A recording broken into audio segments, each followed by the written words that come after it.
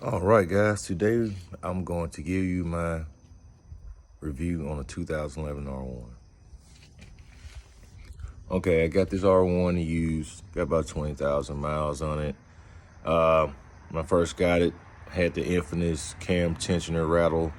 Order at APS, I believe. Cam tensioner manual.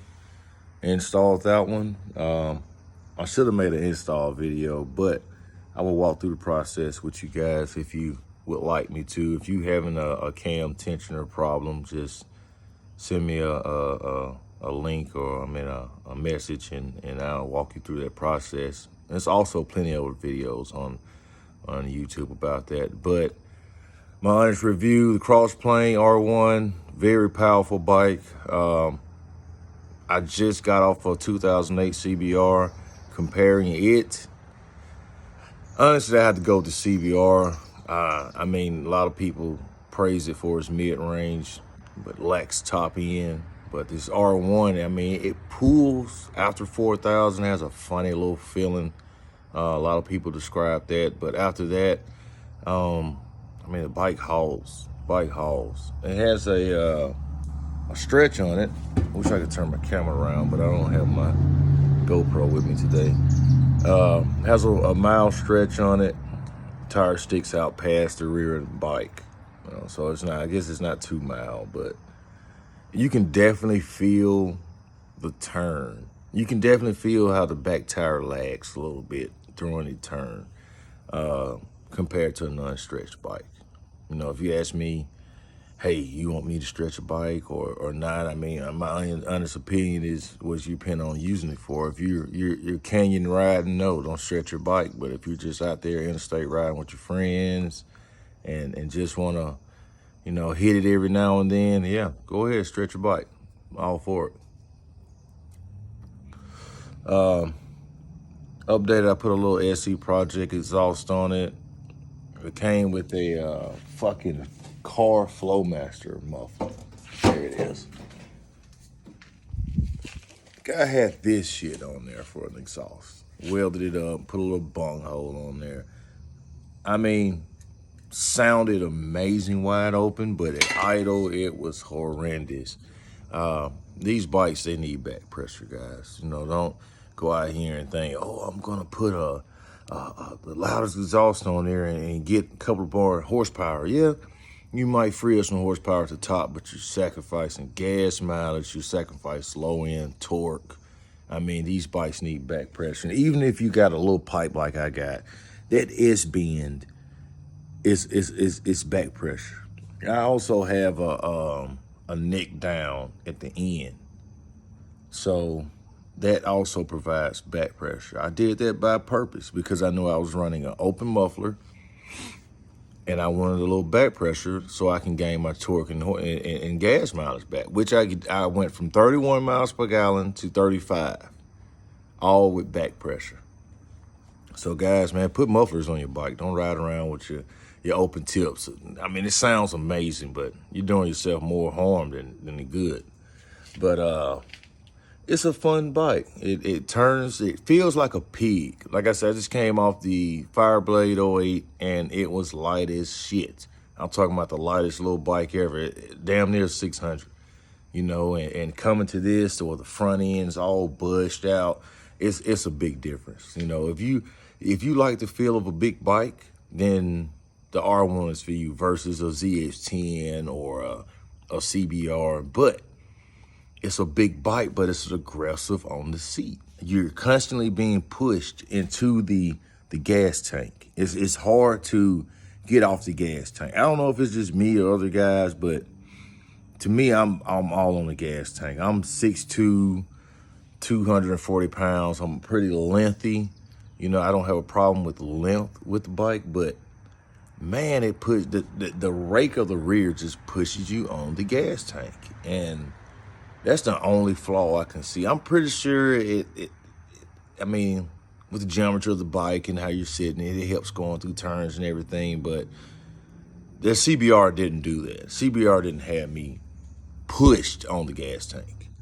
But I upgraded to put a phone holder on it. It has a phone charger, which is mandatory these days. You gotta have a phone holder. Who wants to ride around patting their pockets? Oh, my phone's still there, and sometimes buckles come loose and everything. You know, at least with your phone there, you can see it. If you got your Bluetooth set up, everything is right there. I don't recommend you riding and talking on the phone because you need to have full attention on what you're doing. But when you're riding and you need GPS location and everything, it's very handy to glance down real quick and lift up. Texting and riding, I don't condone that unless you're me. But do I recommend R1? Yeah. Yeah, I'll give you the rundown of the bikes I've had. I've had a 08 CBR, I have a 2000 RC51, which was a blast to ride.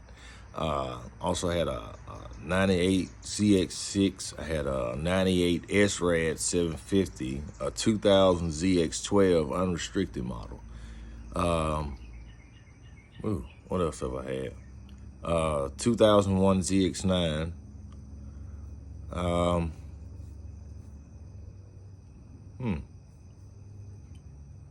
There's one more in there, I can't remember, but I've ridden quite a feul bikes. I have to say, oh yeah, also had a 2004 R1. 2004 R1. Only problem about that was missing that dreaded second gear. Guys, if you're gonna get an R1, watch that second gear. They're notorious for it. They're about like Hayabusas, but comparing this 04 R1 to the 2011 to the 04, 04 felt a little less weighty. You know, the just the way the front end of this new R1 is. It's out there. It's like a Hayabusa. It feels like you're in a cockpit, like you're on a fighter jet. The only thing you're missing is a couple split switches and shit like that. Man, you'll be on the way to blast off.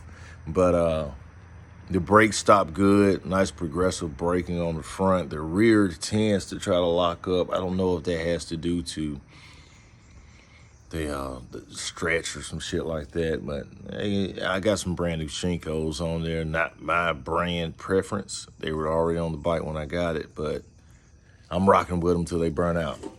I know they're not the best rubber out there. I'm looking away because I'm looking at the bike, thinking about what else I want to tell about the bike.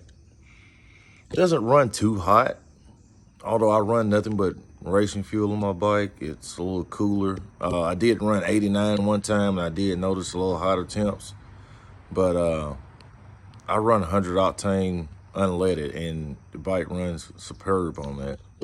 You know, and I mean, it really doesn't have anything else done to it. I might throw a power commander on there to compensate for the back pressure and everything, and add a little fuel for the, since I do have this exhaust system on it.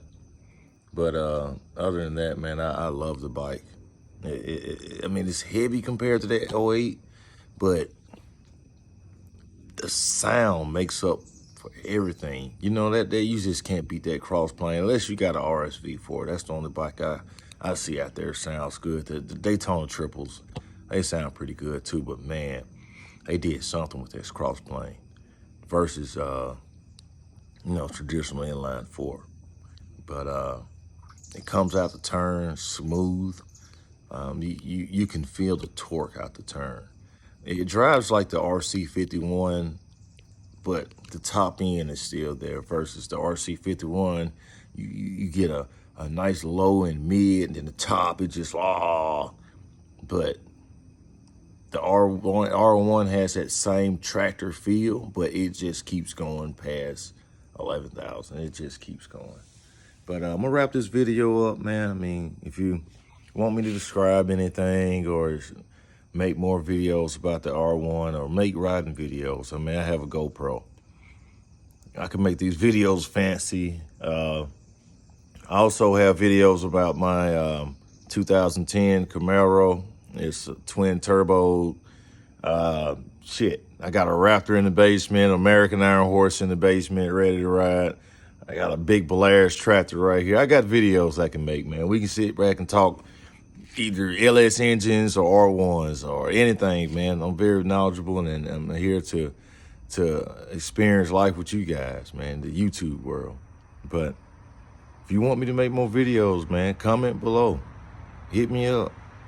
I got videos that all I gotta do is upload, brother. Just let me know.